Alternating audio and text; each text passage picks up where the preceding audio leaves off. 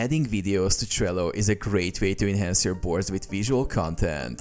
Here are several ways to add videos to your Trello cards. Attach a video file directly.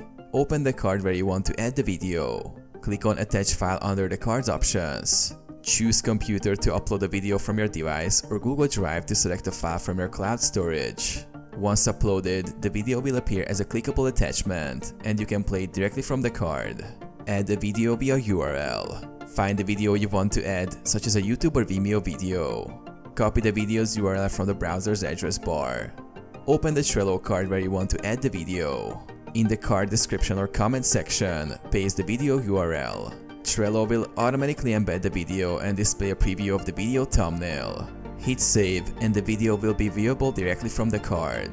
Using power-ups. For a more integrated experience, you can use Trello power-ups like Cloud App or YouTube to add videos directly from these services into your cards.